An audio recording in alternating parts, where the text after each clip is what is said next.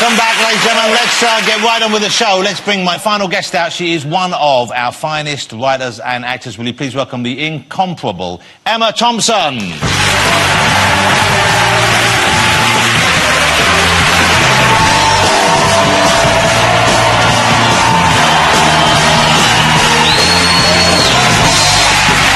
one and only. That's great to have Emma Thompson on. It's miles back there. Well, Happy New Year to you. Thank Let's you. start by that. You look, I get the feeling, maybe I'm wrong, you're the sort of person, you've got focus, you've got resolve. If you make a New Year's resolution, I imagine you would stick to it. Oh, yeah.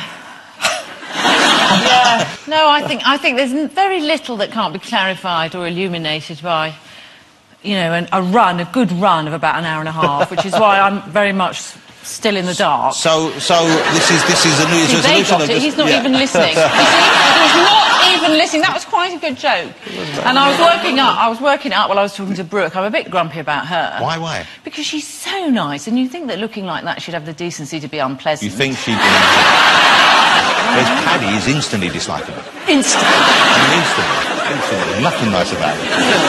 He's lovely. Hey, what a remarkable career. Obviously, it's far from over. And I wonder, do you watch any of your old movies on a regular basis? I never watch them, no. I never do. Why not? I just think, oh, God. Oh, I could have done that better. Really?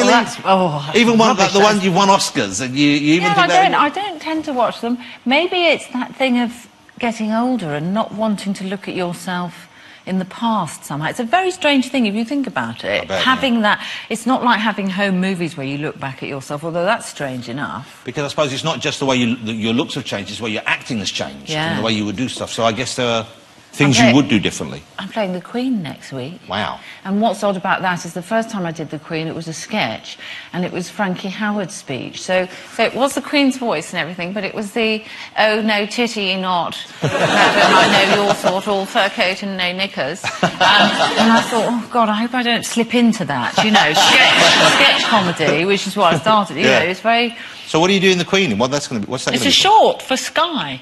And it's about that time when Michael Fagan, you know, the intruder got into her bedroom. That was weird. Got in through Prince Charles's window. He's off his window, apparently. And then he stood at the end of the bed. Picture the scene. What happened to him? He just, I don't know. I think he wasn't well. I think we can safely assume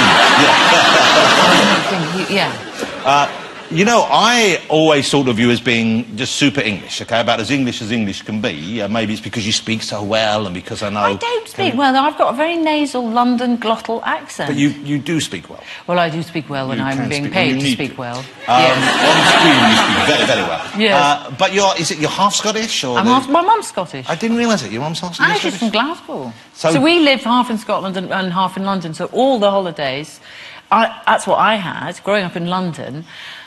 Scotland, for me, it saved my life, really, because the first 7 years we lived in a little flat. So the idea of trees and lochs and mountains and everything, I used to dream about going to Scotland when I was little. Oh, God, actually, this is a good story. It's just come to me.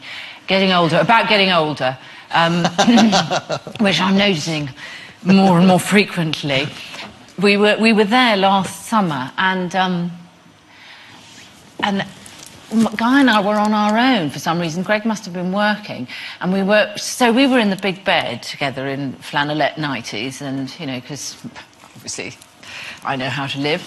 And suddenly there was this incredible kind of real loud banging on the door, and I thought, oh my God, we're alone. This up the glen. I thought.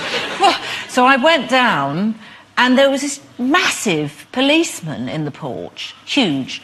And I thought, strange. So I opened the door and said, hello. And he said, oh, hello. I'm sorry to bother you. Very difficult to find up here. And I said, yes, that's the idea.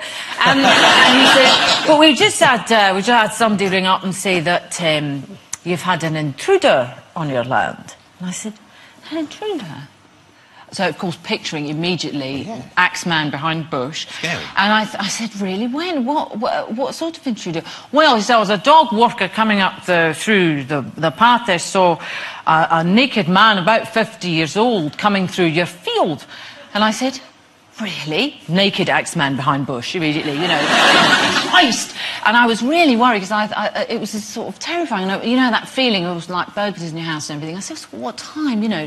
Well, I mean, it was during the day, it was sometime in the afternoon, and she rang us later on, and I just wonder if you were all right. From behind me, on the stairs, Gaia, in her PJs, going, wasn't that about the time that you came up from the river, Mum?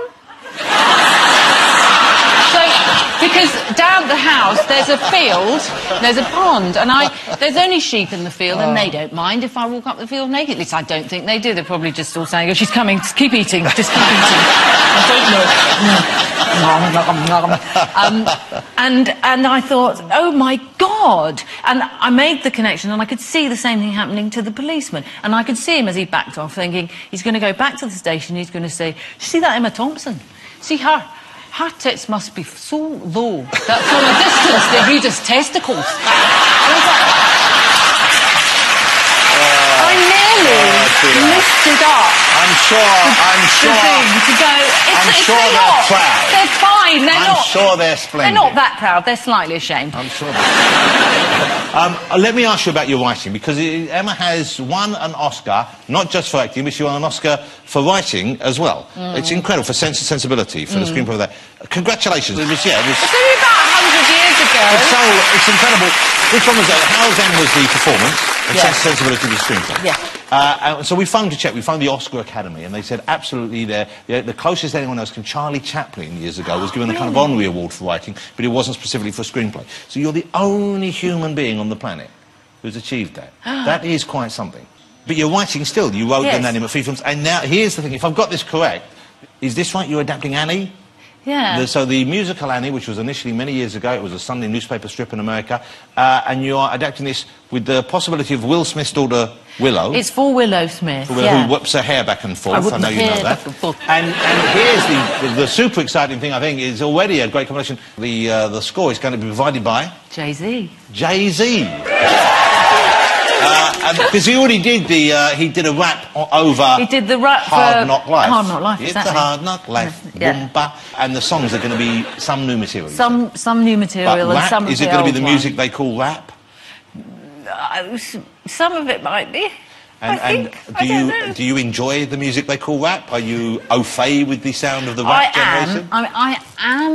I am. Sometimes I like it, but who's your favourite rapper apart from Jay-Z? Okay, all right, you've got me, all right. I don't listen to the modern music except Florence and the Machine, what she's on, but actually I still listen to her, actually. What about DMX? I'm not just saying it because she's there and nice. Okay, she is terrific. Really She's nice. not rap, though. No, she's absolutely brilliant. She's not a rap artist, but I do like some rap. I like Eminem. I think he's absolutely brilliant. Yeah. Did I say that right? Yes. Did I say the name right?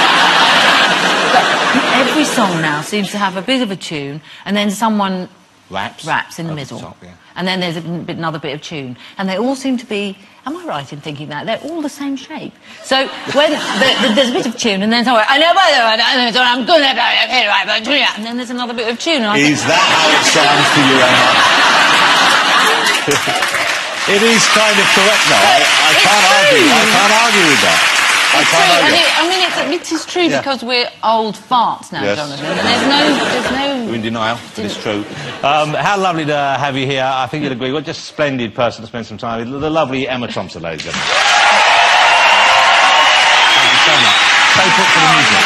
So lovely. Thanks to all my guests as well, of course. Next week here on the show, we will be joined by the former boy wizard, Daniel Radcliffe will be here. We have the Sultan of Surreal, Noel Fielding, and Sir David Attenborough will be joining me as well. And we have music from Seal. It's going to be great having David Attenborough and Seal on the same show. There's bound to be some confusion there, isn't there? They're now performing No Light, No Light. She's just an exceptional talent. Ladies and gentlemen, the brilliant Florence and the Machine.